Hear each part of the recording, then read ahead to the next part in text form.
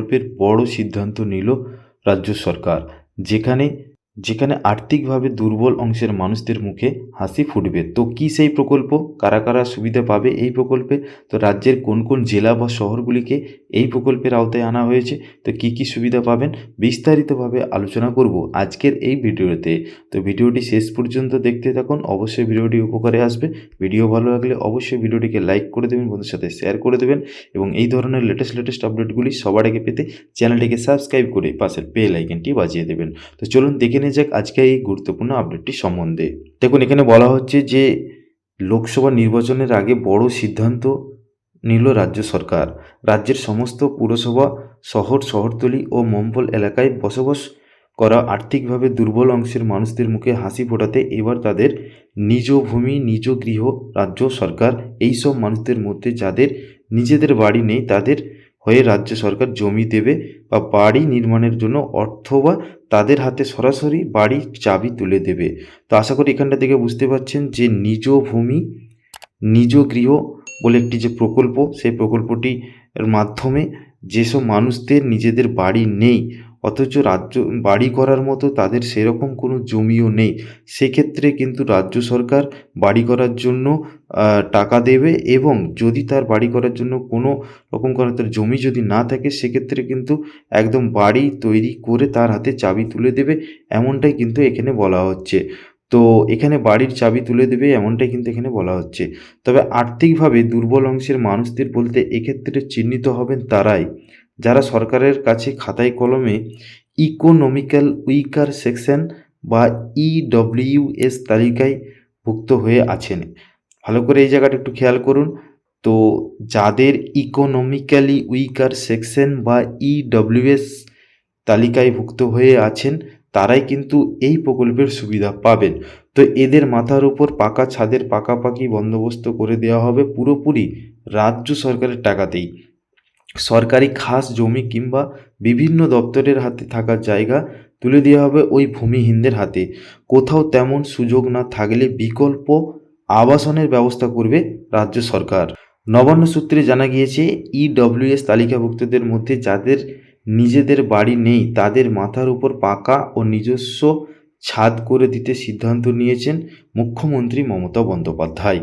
তাই তার নির্দেশে এই প্রকল্পটির বাস্তবায়নে একটি মন্ত্রিগোষ্ঠী তৈরি করা হয়েছে।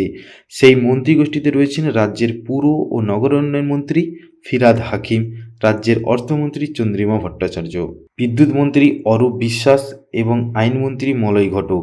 সেই মন্ত্রিগোষ্ঠী সিদ্ধান্ত নিয়েছে মুখ্যমন্ত্রীর নির্দেশ বাস্তবায়িত করতে রাজ্যের সব পুরো এলাকায় ভূমিহীন মানুষদের জমি দেবে সরকার।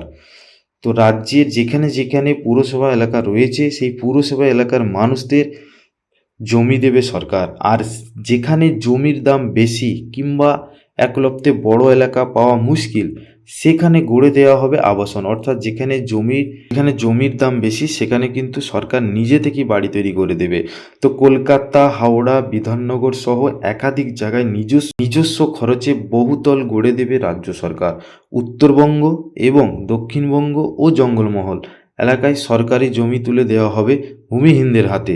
অর্থাৎ এখানটাই বলা হচ্ছে যে কলকাতা, হাওড়া, বিধাননগর সহ একাধিক জায়গায় নিজস্ব খরচে বহুতল গড়ে দেবে রাজ্য সরকার এবং উত্তরবঙ্গ, দক্ষিণবঙ্গ ও জঙ্গলমহল এলাকায় সরকারি জমি তুলে দেওয়া হবে ভূমিহীনদের হাতে।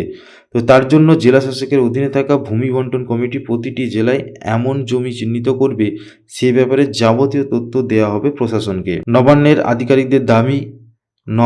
আধিকারিকদের দাবি ভূমি ও ভূমি রাজস্ব আইনে আর্থিকভাবে পিছিয়ে পড়া অংশের মানুষরাই এই জমি কিংবা বাড়ি দেওয়া হবে। তো আর্থিকভাবে যারা পিছিয়ে পড়ে রয়েছেন সেই অংশের মানুষদেরই কিন্তু এই জমি কিংবা বাড়ি এদেরকেই দেওয়া হবে। তো সরকারের কাছে এই প্রকল্পের সুবিধা পাওয়ার জন্য জেলা স্তরে আবেদন করতে হবে তাদের, অর্থাৎ এই সুবিধা আপনাকে পেতে গেলে আপনাকে জেলা স্তরে গিয়ে আবেদন করতে হবে। তারপর সেই আবেদন খতিয়ে দেখবে জেলার স্ক্রিনিং কমিটি। এরপরে বিভিন্ন ধাপে যাচাই করার পর গৃহীত হবে সেই আর্জি। তো খাস কিংবা বিভিন্ন দপ্তরের হাতে থাকা জমির পাট্টা অধিকার ভূমিহীন মানুষদের হাতে তুলে দেবে রাজ্য। তবে কোথাও তেমনটা সম্ভব না হলে থাকবে ফ্ল্যাটের বন্দোবস্ত, যার ন্যূনতম মূল্য ধার্য হয়েছে প্রায় 5 লক্ষ টাকা।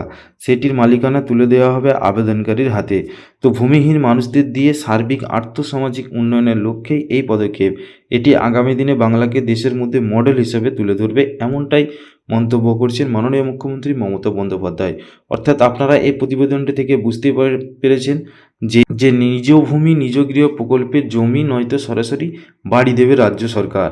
তো একদম সমাজে যারা পিছিয়ে পড়া খুবই গরিব মানুষ, সেক্ষেত্রে তাদেরকে বাড়ি দেওয়া হবে এবং বাড়ি করার জন্য জমি যদি না থাকে সেক্ষেত্রেও কিন্তু তাদের একদম বাড়ি তৈরি করে তাদের হাতে চাবি দেওয়া হবে, এমনটাই কিন্তু বলা হয়েছে।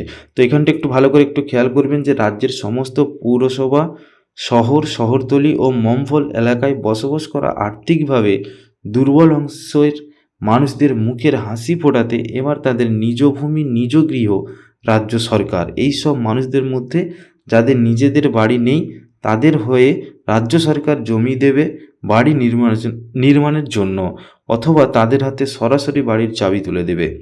তবে আর্থিকভাবে দুর্বল অংশে মানুষ বলতে এক্ষেত্রে চিহ্নিত করা হয়েছে তারাই যারা সরকারের কাছে খাতায় কলমে ইকোনমিক্যাল উইকার সেকশন বা EWS তালিকাভুক্ত আছেন। তো আপনারা বুঝতেই পাচ্ছেন যে তাদেরকেই কিন্তু এই জমিগুলি দেওয়া হবে, সেই সব মানুষদের যে মানুষগুলি ইকোনমিক্যাল উইকার সেকশন বা EWS তালিকাভুক্ত রয়েছেন তারাই কিন্তু এই প্রকল্পের সুবিধা পাবেন।